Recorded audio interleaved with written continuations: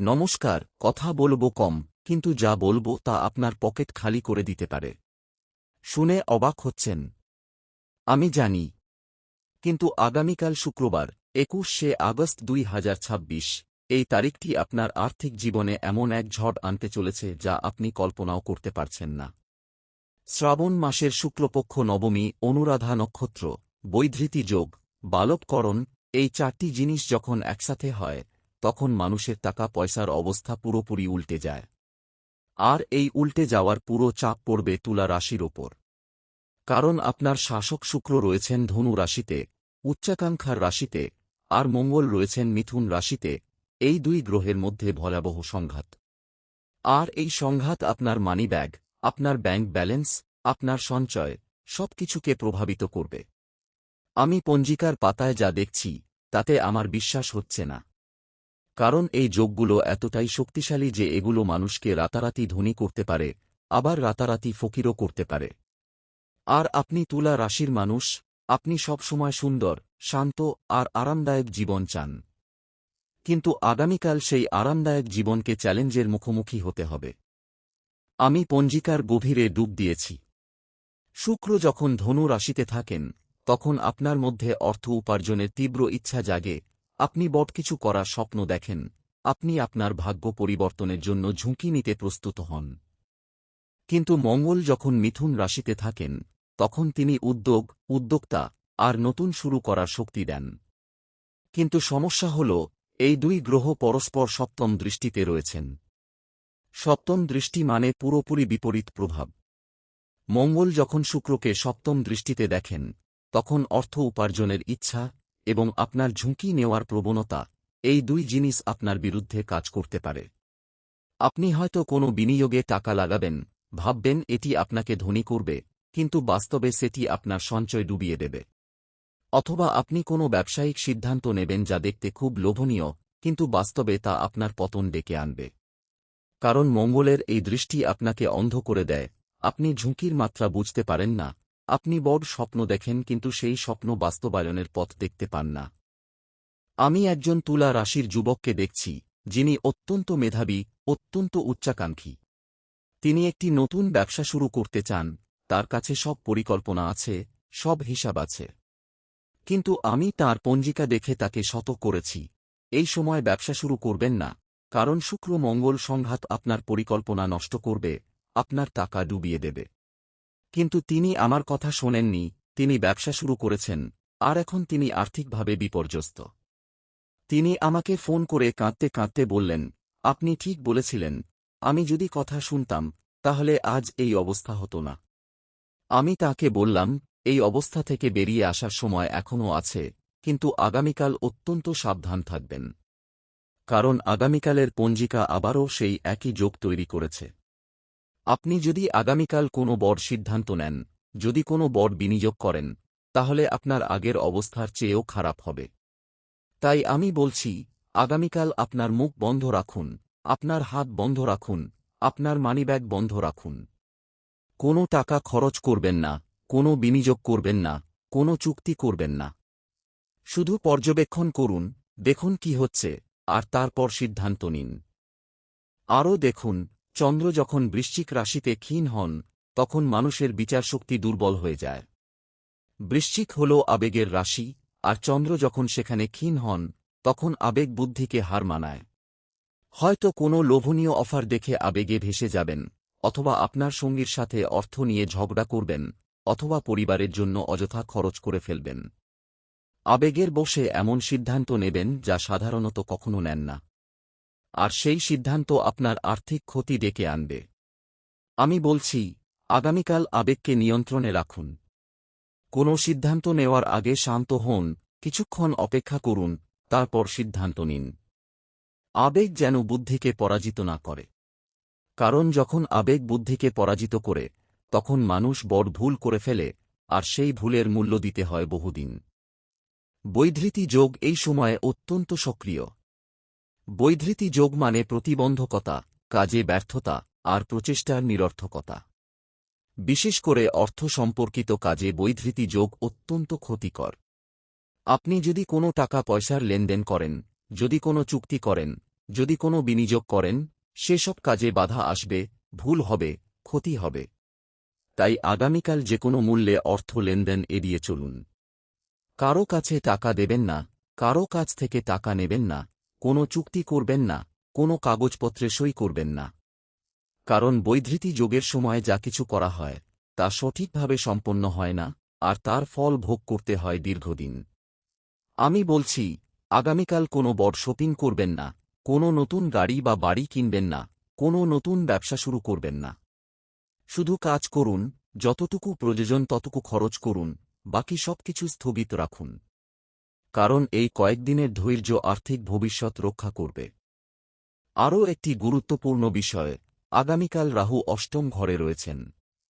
অষ্টম ঘর হল আকস্মিক ঘটনার ঘর, মৃত্যুর ঘর, আর উত্তরাধিকারের ঘর। রাহু যখন অষ্টম ঘরে থাকেন তখন তিনি হঠাৎ করে বড় কিছু ঘটান। হয়তো হঠাৎ কোনো পুরনো সম্পত্তির উত্তরাধিকারী হবেন, অথবা হঠাৎ করে বড় কোনো ক্ষতি হবে। রাহুর এই অবস্থান অত্যন্ত রহস্যময়। তিনি যখন ভালো থাকেন তখন অঢেল সম্পদ দেন, কিন্তু যখন খারাপ থাকেন তখন সব কেড়ে নেন। আর রাহু ভালো না খারাপ সেটা নির্ভর করে আপনার কার্মিক অবস্থানের উপর। তাই আমি বলছি, আগামীকাল কোনো লোভে পড়বেন না, কোনো অফারকে খুব সহজে বিশ্বাস করবেন না, কোনো অপরিচিত ব্যক্তির সাথে অর্থ লেনদেন করবেন না। কারণ রাহু আপনাকে বিভ্রান্ত করবে, আপনাকে এমন কিছু করাবে যা আপনি সাধারণত করেন না। রাহু এমন মায়া তৈরি করে যে মনে করবেন সঠিক সিদ্ধান্ত নিচ্ছেন, কিন্তু বাস্তবে ভুল পথে হাঁটছেন। শনি এই সময় বক্র রয়েছেন মীন রাশিতে। শনি যখন বক্র হন তখন তিনি অপ্রত্যাশিতভাবে কাজ করেন। হয়তো কোনো ঋণ শোধ করতে চাইবেন, অথবা কোনো নতুন ঋণ নিতে চাইবেন। কিন্তু শনি বক্র হলে ঋণের বিষয়টি অত্যন্ত জটিল হয়ে যায়। হয়তো ঋণ শোধ করতে গিয়ে প্রতারিত হবেন, অথবা নতুন ঋণ নিতে গিয়ে বেশি সুদ গুনতে হবে, অথবা ঋণদাতা ওপর চাপ বাড়িয়ে দেবেন। আমি বলছি, আগামীকাল ঋণ নিয়ে কোনো সিদ্ধান্ত নেবেন না। যদি কারো কাছে টাকা ঋণ থাকে তাহলে তা শোধ করার জন্য তাড়াহুড়া করবেন না। আর যদি ঋণ নেওয়ার প্রয়োজন হয় তা হওয়া এখনই নেবেন না। শনি বক্র হয়ে গেলে আবারও ভাববেন, সময় নেবেন, তারপর সিদ্ধান্ত নেবেন।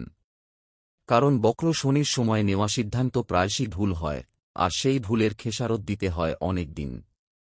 এখন আমি আপনাকে সময়ের হিসাব দিচ্ছি। কারণ সময় সঠিক না হলে যা করেন তাও সফল হয় না, আর সময় সঠিক হলে যা করেন তাও হয়। আগামীকাল সূর্যোদয় সকাল 5:53, সূর্যাস্ত সন্ধ্যা 6:55। সকাল 5:53 থেকে 7:31 পর্যন্ত এই সময় অত্যন্ত শুভ। এই সময় মা লক্ষ্মীর নাম জপ করতে পারেন, ধ্যান করতে পারেন।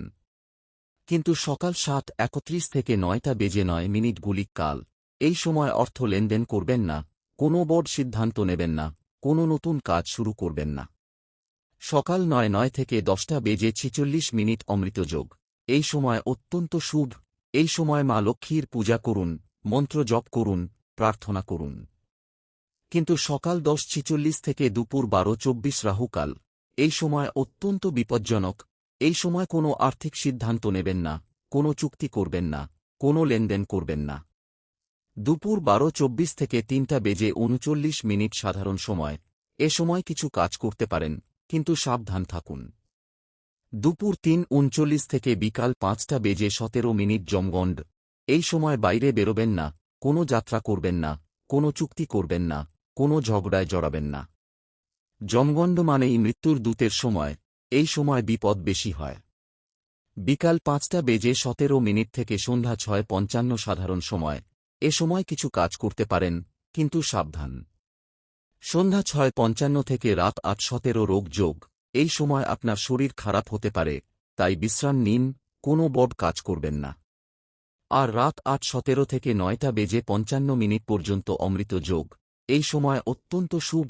এই সময় যদি মা লক্ষ্মীর কাছে প্রার্থনা করেন, যদি কোনো দান করেন, যদি কোনো মন্ত্র জপ করেন, তাহলে সেটা আপনার জন্য কল্যাণকর হবে। আমি একজন তুলা রাশির মহিলার কথা মনে করছি, যিনি খুব ধনী, খুব নামী। তিনি আমার কাছে এসেছিলেন, বললেন, আমার সব সম্পদ দ্রুত বাড়ছে, কিন্তু আমি চিন্তিত, কারণ আমার মনে হচ্ছে কিছু একটা ঘটবে। আমি তাঁর পঞ্জিকা দেখলাম, দেখলাম আগামীকাল শুক্রবার, শ্রাবণ শুক্লপক্ষ নবমী, অনুরাধা নক্ষত্র, বৈধৃতি যোগ, ঠিক এই তারিখেই তাঁর সম্পদ নিয়ে বড় কিছু ঘটতে চলেছে। আমি তাকে বললাম, আগামীকাল কোনো বড় সিদ্ধান্ত নেবেন না, কোনো বড় বিনিয়োগ করবেন না, কোনো অপরিচিত মানুষকে বিশ্বাস করবেন না। তিনি আমার কথা শুনলেন, তিনি আগামীকাল কোন কাজ করলেন না, বাড়িতে থেকে মা লক্ষ্মীর পূজা করলেন, মন্ত্র জপ করলেন। কিন্তু তাঁর একজন কর্মচারী, যাকে তিনি খুব বিশ্বাস করতেন, সেই কর্মচারী আগামীকাল তাঁর ব্যাংক অ্যাকাউন্ট থেকে টাকা সরিয়ে নেওয়ার চেষ্টা করেছিল। কিন্তু যেহেতু তিনি আগামীকাল কোনো সিদ্ধান্ত নেননি, কোনো লেনদেন করেননি, তাই তাঁর টাকা রক্ষা পেল। তিনি পরে আমাকে ফোন করে বললেন, আপনি যদি সতর্ক না করতেন, তাহলে আজ আমি ধ্বংস হয়ে যেতাম। এই ঘটনাটি আমি আপনাদের সামনে তুলে ধরছি কারণ আপনাদের মধ্যে অনেকেই হয়তো ব্যবসায়ী, চাকরিজীবী অথবা ঘরোয়া আর্থিক দায়িত্বে আছেন। আপনাদের সতর্ক থাকতে হবে, কারণ শত্রুরা আপনার সফলতা দেখে জ্বলে আপনার পতন চায়। আমি এখন আপনাকে আরও গভীরে নিয়ে যাচ্ছি। অনুরাধা নক্ষত্রের প্রভাবে গোপন শত্রুরা সক্রিয় হয়। আপনি হয়তো আপনার ব্যবসায়িক অংশীদারকে বিশ্বাস করেন, আপনার কর্মচারীদের বিশ্বাস করেন, আপনার ব্যাংক ম্যানেজারকে বিশ্বাস করেন। কিন্তু আগামীকাল এই বিশ্বাস ভেঙে যেতে পারে। আপনার ব্যবসায়িক অংশীদার হয়তো আপনার সাথে প্রতারণা করবে, আপনার কর্মচারী হয়তো আপনার কোম্পানির গোপন তথ্য ফাঁস করবে, আপনার ব্যাংক ম্যানেজার হয়তো আপনার অ্যাকাউন্ট নিয়ে কোনো অনিয়ম করবে। আর আপনি যখন এই বিশ্বাসঘাতকতা দেখবেন, তখন মন ভেঙে যাবে, ব্যবসায় আস্থা হারাবেন, উদ্যোগ নষ্ট হয়ে যাবে। তাই আমি বলছি, আগামীকাল আপনার ব্যবসায়িক বিষয়ে অত্যন্ত সতর্ক থাকুন। কোনো কাগজপত্রে সই করার আগে ভালো করে পড়ুন, কোনো অফার গ্রহণ করার আগে ভালো করে যাচাই করুন, কোনো ব্যক্তিকে বিশ্বাস করার আগে ভালো করে জানুন। কারণ বৈধৃতি যোগের সময় মানুষ সহজেই প্রতারিত হয়, আর সেই প্রতারণা আপনার আর্থিক ধ্বংস ডেকে আনতে পারে। আরও একটি বিষয়, বালবকরণ হল অহংকারের করণ। অহংকারী মানুষ ভুল করে, কারণ সে নিজেকে সঠিক মনে করে, অন্যদের ভুল মনে করে, সে কারো কথা শুনতে চায় না, কারো পরামর্শ নিতে চায় না। আগামীকাল যদি আপনি অহংকার করেন, যদি মনে করেন আমি সব জানি, আমি ঠিক করব, অন্যরা ভুল, তাহলে সেই অহংকার আপনার আর্থিক ক্ষতি ডেকে আনবে। কারণ অহংকারের কারণে আপনি আপনার উপদেষ্টার কথা শুনবেন না, আপনার হিসাবরক্ষকের কথা শুনবেন না, আপনার পরিবারের সদস্যদের কথা শুনবেন না। আর সেই অহংকারই আপনার সবচেয়ে বড় শত্রু হবে। আমি একজন তুলা রাশির ব্যবসায়ীকে দেখছি, যিনি খুব অহংকারী, তিনি মনে করেন তিনি সব পারেন, সব জানেন। কিন্তু তাঁর অহংকারই তাঁর ব্যবসা ধ্বংস করেছে। তিনি তাঁর হিসাবরক্ষকের কথা শোনেননি, তাঁর উপদেষ্টার পরামর্শ নেননি, আর তাঁর ব্যবসা লোকসানে চলে গেছে। আমি তাকে বলছি, আগামীকাল বিনয়ী হন, নম্র হন, অন্যের কথা শুনুন, অন্যের মতামতকে গুরুত্ব দিন, অন্যের পরামর্শ নিন।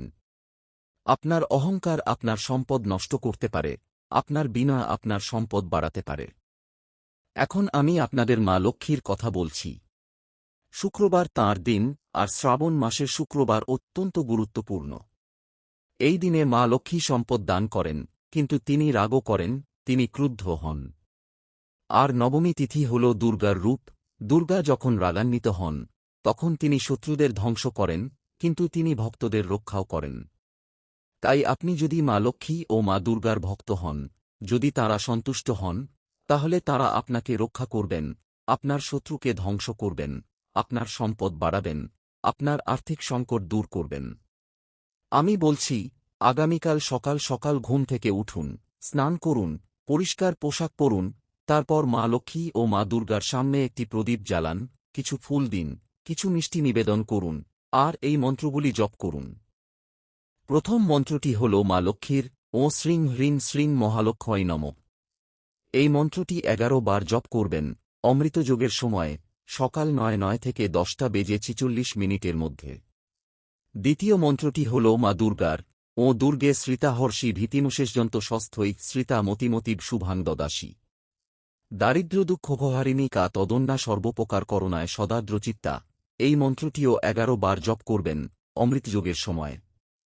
বিশ্বাস করুন, এই মন্ত্রগুলি আর্থিক সংকট দূর করবে, শত্রুদের পরাজিত করবে, আর আপনার মনে শান্তি দেবে।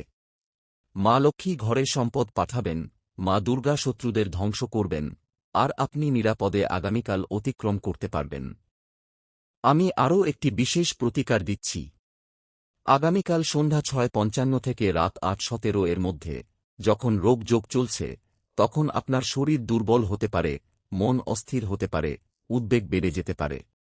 এই সময় আপনি যদি এক গ্লাস জল নিয়ে তাতে কিছু তুলসী পাতা দিয়ে পান করেন, তাহলে শরীর ও মন শান্ত হবে। কারণ তুলসী পাতায় অ্যান্টিঅক্সিডেন্ট আছে যা আপনার শরীরকে রক্ষা করে আর আপনার মনকে শান্ত করে। এছাড়াও আগামীকাল রাতে ঘুমানোর আগে মা লক্ষ্মীর নাম জপ করুন আর আপনার পায়ের কাছে একটি প্রদীপ জ্বালিয়ে রাখুন। এতে ঘুম ভালো হবে, আপনার মন শান্ত থাকবে, আর আপনার অর্থ সম্পদ রক্ষা পাবে। আমি শেষবারের মতো বলছি, আগামীকাল অত্যন্ত সাবধানতা অবলম্বন করুন। আপনার সম্পদ, আপনার সঞ্চয়, আপনার ভবিষ্যৎ সবকিছু ঝুঁকির মধ্যে। কিন্তু যদি আপনি সতর্ক হন, যদি মা লক্ষ্মী ও মা দুর্গার কাছে প্রার্থনা করেন, যদি অহংকার ত্যাগ করেন, যদি ধৈর্য ধরেন, যদি রাহুকাল ও যমগণ্ডের সময় ঘরের ভেতরে থাকেন, যদি কোনো বড় আর্থিক সিদ্ধান্ত না নেন, যদি কোনো অপরিচিত মানুষকে বিশ্বাস না করেন, তাহলে এই দিনটিকে অতিক্রম করতে পারবেন আর সম্পদ রক্ষা পাবে। কারণ প্রতিটি অন্ধকার রাতের পরেই সকাল আসে, আর প্রতিটি কঠিন সময়ের পরেই সুখ আসে। আপনাকে শুধু সেই সময় পর্যন্ত টিকে থাকতে হবে, ধৈর্য ধরতে হবে, বিশ্বাস রাখতে হবে। আপনি পারবেন, আমি জানি পারবেন। কারণ তুলা রাশি খুব বুদ্ধিমান, খুব স্থিতিস্থাপক, খুব সাহসী। আপনি যতই কঠিন পরিস্থিতির মুখোমুখি হন না কেন, ভেতরে লড়াই করার শক্তি আছে, ভেতরে জয়ী হওয়ার তাগিদ আছে। সেই শক্তিকে জাগিয়ে তুলুন, মা দুর্গা ও মা লক্ষ্মীর কাছে প্রার্থনা করুন, আর আগামীকালের ঝড়কে মোকাবিলা করুন। একা নন, আমি সাথে আছি, আমার শুভকামনা সাথে আছে, আর মা দুর্গা ও মা লক্ষ্মীর আশীর্বাদ সাথে থাকবে যদি সত্যিকার অর্থে বিশ্বাস করেন, যদি সত্যিকার অর্থে প্রার্থনা করেন। আমি প্রার্থনা করি, মা লক্ষ্মী যেন ঘরে সম্পদ ও শান্তি দেন, মা দুর্গা যেন শত্রুকে ধ্বংস করেন, ভগবান শিব যেন মন শান্ত করেন, আর আগামীকাল যেন নিরাপদে পার করেন, কোনো আর্থিক ক্ষতি ছাড়া, কোনো দুঃখ ছাড়া, কোনো সম্পর্কের অবনতি ছাড়া। জয় মা লক্ষ্মী, জয় মা দুর্গা, জয় শিব, জয় তুলা রাশি। সবাই ভালো থাকুন, সুস্থ থাকুন, সতর্ক থাকুন, আর প্রস্তুত থাকুন আগামীকালের জন্য। আমি জানি পারবেন, আমি ওপর বিশ্বাস রাখি। আর মনে রাখবেন, আমি সব সময় সাথে আছি, পাশে আছি, জন্য প্রার্থনা করছি। কোনো প্রয়োজন হলে, কোনো প্রশ্ন থাকলে, কোনো সন্দেহ থাকলে আমাকে জানাবেন, আমি উত্তর দেব। আমি আছি।